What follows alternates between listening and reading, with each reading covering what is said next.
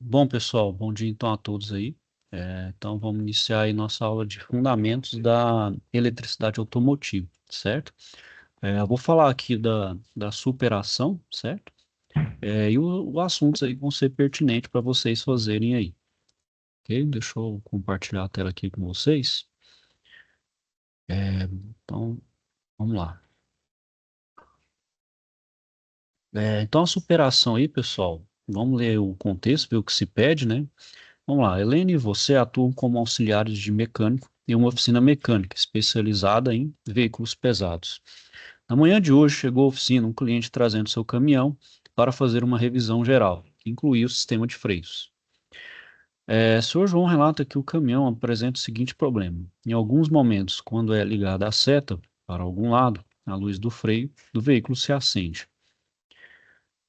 Sr. João relata ainda que em outros momentos, quando é acionado o freio do caminhão, os faróis piscam e ao ligar a sinaleira traseira, se acende juntamente com a luz de marcha ré.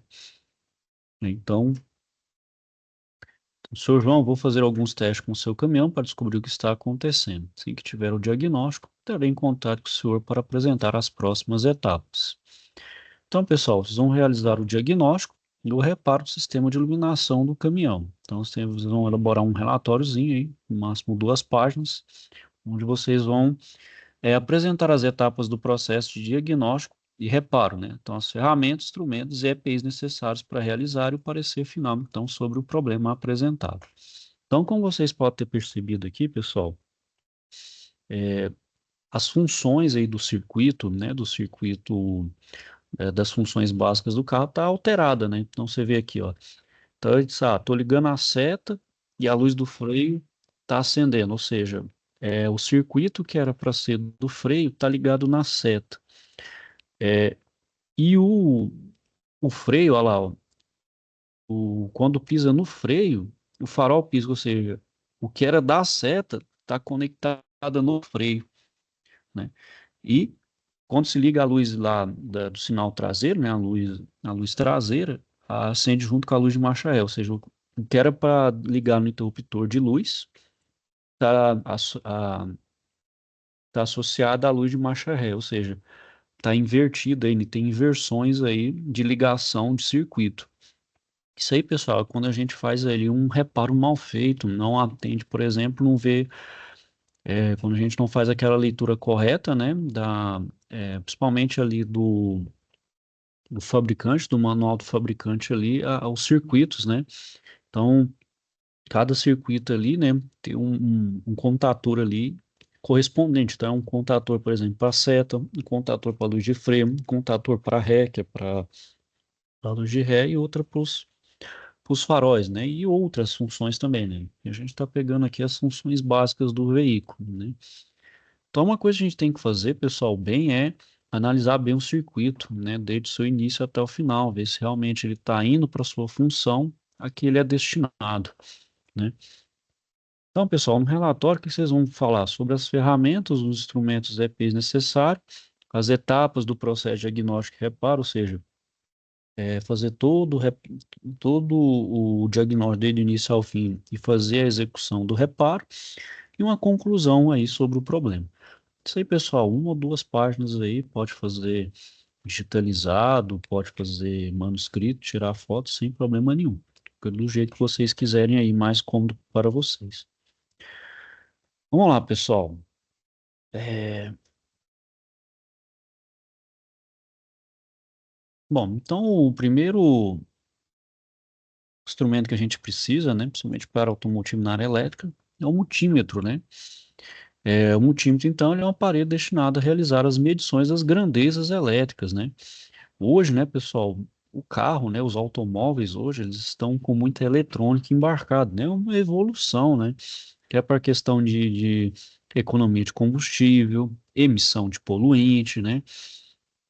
Melhoria nos materiais, então os motores, né? A parte mecânica hoje está muito mais leve, né? Então a gente sai daqueles motores bem grandes, pesados, mecânicos, para motores muito melhores, mais leves e mais eficientes.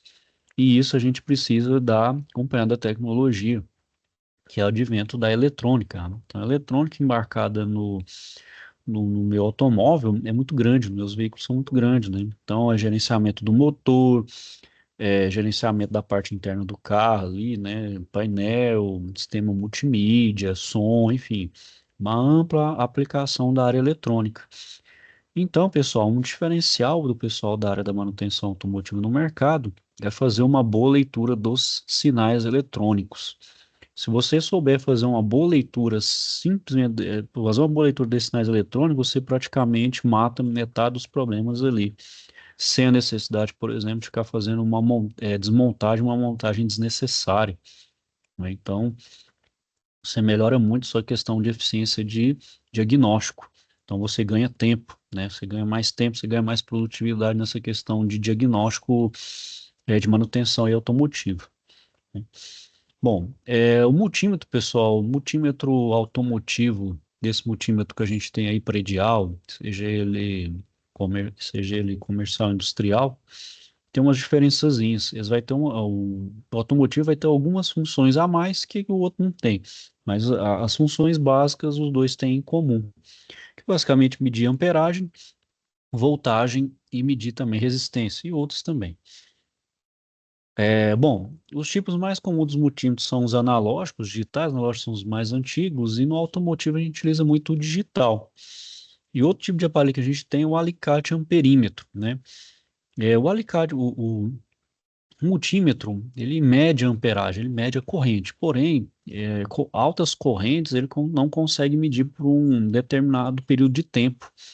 Então, eu preciso, por exemplo, monitorar uma corrente alta por um tempo alto, o próprio fabricante do multímetro ele não recomenda. Ele fala, ó, você pode expor até uma certa corrente por um período de tempo, mais do que isso, você está sujeito a danificar o seu multímetro. Então, para isso, você vai ter que utilizar um outro aparelho de medição, no caso, o alicate amperímetro. O alicate amperímetro, ele consegue ler, ele consegue ler altos valores de corrente por um período de tempo maior. Então, aí é o mais indicado, né?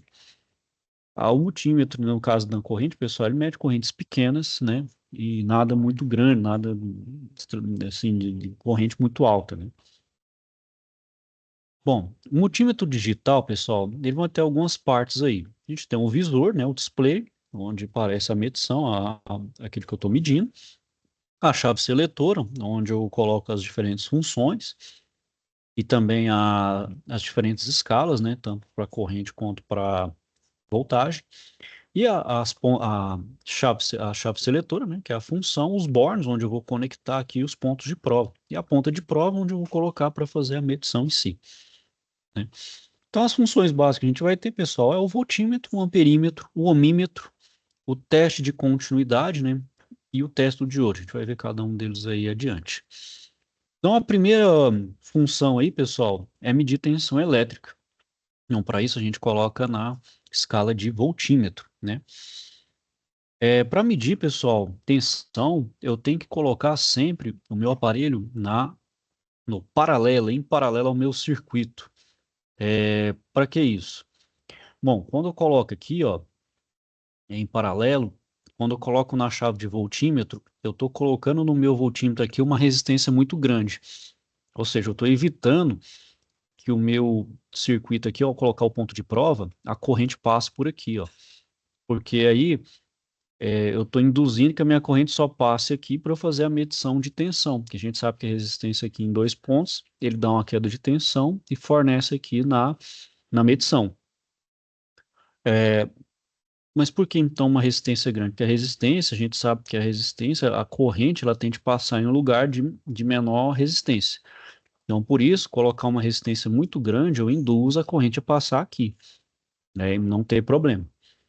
E para evitar, pessoal, também é utilizar a escala correta de voltagem, né? Então, dependendo do meu multímetro, tem várias escalas. Então, se eu tem que ter mais ou menos uma noção do meu circuito ali, se ele tem mais ou menos uma corrente grande, uma corrente pequena. Então, para isso, o que eu posso fazer? Fazer uma conta até mais ou menos rápida ali para saber se minha corrente é alta ou não, né? A minha fonte de tensão, uma fonte de tensão é alta, então eu tenho tendência de ter uma corrente alta. Só para a gente ter uma noção aí e não vir a danificar o aparelho, né? Bom, Algumas recomendações, pessoal, em questão da medição de voltagem. Nunca tentar medir tensões de valores superiores à capacidade do aparelho e das pontas de prova.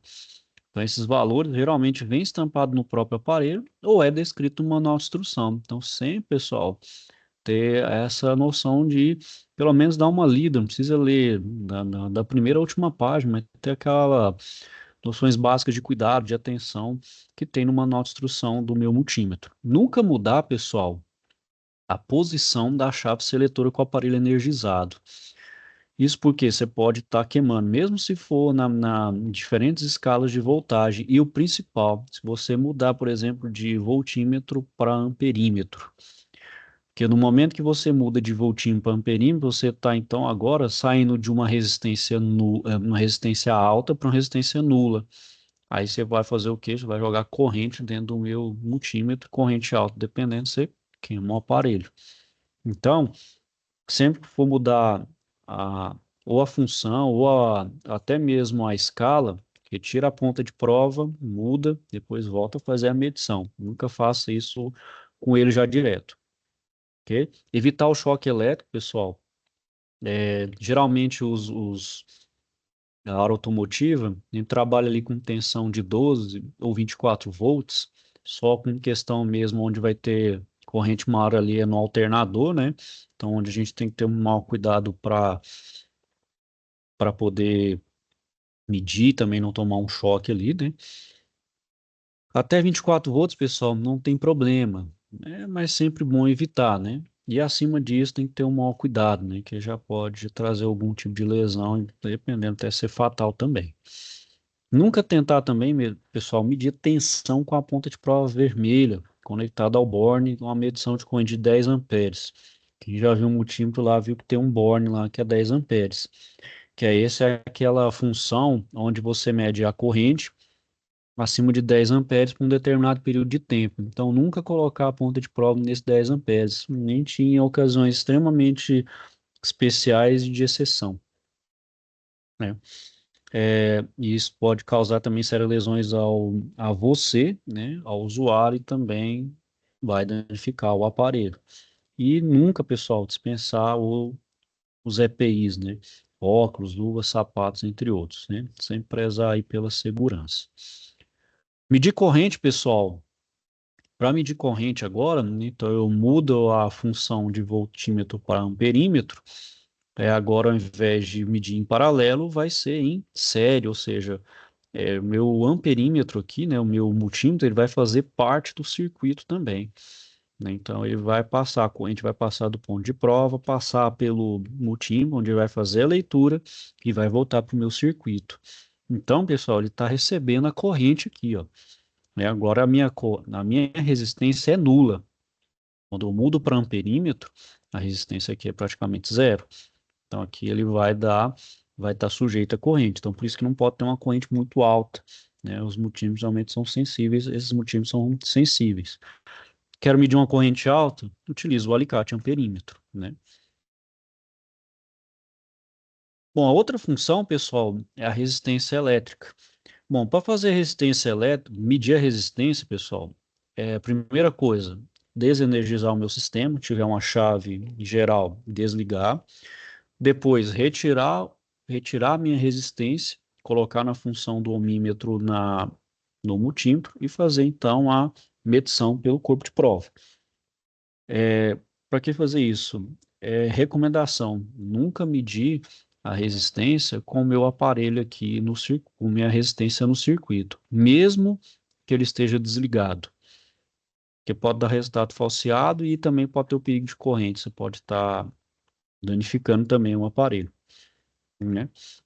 E resistência também, pessoal, é óbvio, né? Alguns aparelhos têm resistência, mas você não consegue medir, saber ela de imediato. Agora, algumas resistências, ela tem aquele símbolo de cor. Você sabe ela ali pela escala. Aí você consegue ter mais ou menos uma noção. Ah, eu sei que, sei lá, essa resistência é tantos ohms, mas vou verificar aqui se eu tô certo ou se estou equivocado, se estou errado. Aí você vai medir lá, não, de fato, acertei a escala de cor. Aí eu sei que ele tem tantos ohms de resistência. Bom, a outra função também, pessoal, que a minha, eh, o multímetro faz é a continuidade. Por exemplo, ele verifica, né, se onde eu estou medindo, né, um segmento ali de fio, ele está rompido ou não, né? Então, por exemplo, se eu colocar o sinal aqui, se eu colocar os corpos de prova em dois pontos aqui, e o meu multímetro emitir um sinal, ou seja, ele fechou o circuito. Quando ele fecha o circuito, ele emite um sinal sonoro. Opa, beleza. O meu fio aqui, esse meu condutor, ele está conduzindo, ele está contínuo ali, ele conduz corrente, não tem nenhum problema. Agora, no momento, se você conecta aqui e ele não emite nenhum sinal, ou seja, não fechou o circuito, ou seja, meu condutor, ele está rompido, ou ele está prestes a romper ali, então dizer, realmente está literalmente por um fio, e não vai ter nenhuma emissão de sinal. Então, meu fio está com problema. Então, posso trocar ali o segmento ou trocar o fio. Então, eu posso fazer esse teste de continuidade em diferentes pontos do meu circuito, né, para verificar a integridade do condutor. Além disso, pessoal, essa função também não é só para verificar a integridade, mas eu posso verificar se em partes desse circuito não deveriam possuir essa ligação. Então, por exemplo, alguém pode ter de forma inadvertida ali, ter ligado um fio de um ponto ao outro do circuito e gerar um curto. Aí, por exemplo, não está ligando ali onde deveria ligar, por exemplo, uma luz ou acionar algum outro aparelho. Então, eu verifico se tem uma presença ali de um curto-circuito. Também eu consigo verificar isso.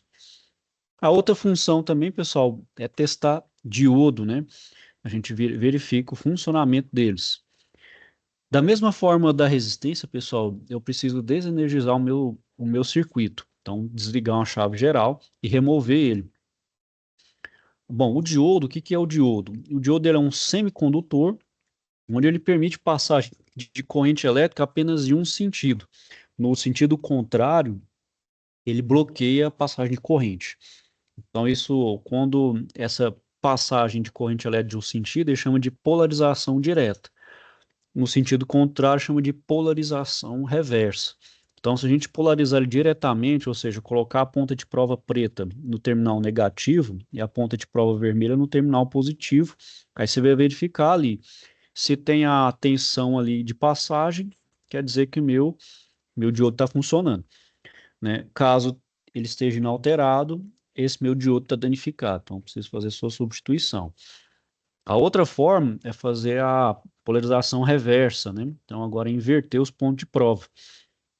Então ponto de prova preta colocar no terminal positivo, terminal A, e o vermelho no negativo, né? Então para que o diodo se encontre em perfeita condição, esse valor então agora é o contrário, não tem alterado. Se alterar, é porque vai estar em curto-circuito, ou seja, está danificado, no caso da polarização reversa. Que a gente sabe que no sentido oposto não tem que ter nenhum tipo de tensão. E se determinar curto-circuito, opa, esse meu diodo também está danificado. Então, são duas formas de você fazer o teste do diodo, fazendo pela polarização direta e pela polarização reversa.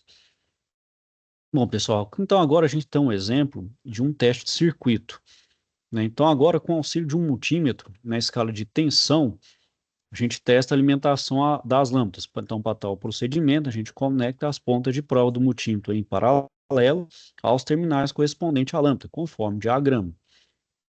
Nessa execução, pessoal, cuidado para não danificar os fios, né? Porque geralmente esses corpos de prova do multímetro, ele é uma pontinha, parece muito com uma agulha, dependendo ali o fio, geralmente os fios são um pouquinho finos, né? Não são tão espessos, pode estar furando, pode estar danificando eles. Então, tomar um cuidado com esse corpo de prova. Na sequência, pessoal, ativar o circuito. Então, uma condição normal de funcionamento, né? A tensão tem que dar o 12 e o 24 volts, né? 12 volts aí para os veículos pequenos e 24 volts para os veículos grandes, né? No caso, se não aparecer nenhum valor de tensão, então tem algum problema no meu circuito, ou seja, pode estar faltando alimentação, seja positiva ou negativa. E em alguns casos também, pessoal, tomar cuidado com o valor de tensão de retorno, que pode ser apresentado no valor do visor do aparelho, onde eu posso, então, estar dando um diagnóstico ali, uma leitura equivocada. Então, tomar cuidado com relação a isso. Bom, caso no visor do multímetro seja mensurado o valor correto da tensão, né, ou seja, a tensão está tendo tensão ali no meu circuito, e mesmo assim minha lâmpada não acender, eu tenho que fazer então, tem que ver se verificar se tem um mau contato entre o conector e os terminais da lâmpada, né? Ou fazer o teste na própria lâmpada, ver se está danificado. Então tem que verificar se tem um mau contato ou fazer um teste na própria lâmpada. Para testar a lâmpada, eu vou testar ela na função de ohmímetro, testar a resistência da lâmpada. Se ela der um sinal de resistência, o meu, a minha lâmpada está funcionando. Se não der, a minha lâmpada está queimada. Então, fazer a substituição da lâmpada, né? Se for mau contato, a gente vê o mau contato lá, refaz uma soldazinha ou um conector ali, e conecta novamente. Para complementar o teste, pessoal, para verificar a ausência de tensão, para verificar agora se não está faltando alimentação positiva ou negativa, né, vindo da bateria. Isso então ajuda a eliminar. Então, para verificar, pessoal, vamos como proceder. Primeiro, desconectar o conector da respectiva lâmpada, né? Agora eu vou isolar o circuito. Agora eu vou testar se está faltando alimentação positiva. Então agora eu vou mudar a minha chave para tensão. Eu vou conectar a ponte prova preta em um ponto de massa, né? Que a gente sabe que o negativo, né, da minha bateria ou a minha carcaça do meu veículo ele funciona como um polo negativo, como o terra do meu automóvel, né? Então, vou conectar o ponto de prova preto direto na massa enquanto o ponto de prova vermelho, eu vou conectar no terminal de alimentação positivo, correspondente, então, à lâmpada em questão. Então, ao ativar o circuito, tem que aparecer a tensão. Apareceu a tensão, então, beleza, está chegando a alimentação positiva, né? Caso não apareça, então está faltando a alimentação positiva ao circuito. Então, tem que verificar, então, agora aqui da fonte, né, daqui da parte aqui de alimentação até lá na bateria, verificando então se meu circuito está ok, se não tem fio rompido, então fazer todos os testes ali. Bom, então eu tenho alimentação positiva, então agora vamos ver se tem alimentação negativa, né?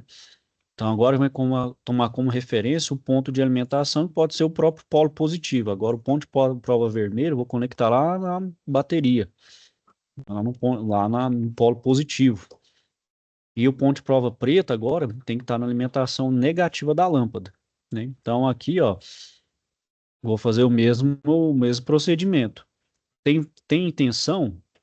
Então beleza, a alimentação negativa tá ok. Não tem, então pode ser que meu circuito pode estar com algum problema, ou está rompido, ou não está conectado da forma correta. Então é assim que a gente faz o teste, né, de testar circuito, por exemplo, de lâmpadas aí e de outras consumíveis de eletricidade do meu veículo. Ok, pessoal? Alguém tem alguma dúvida, questionamento?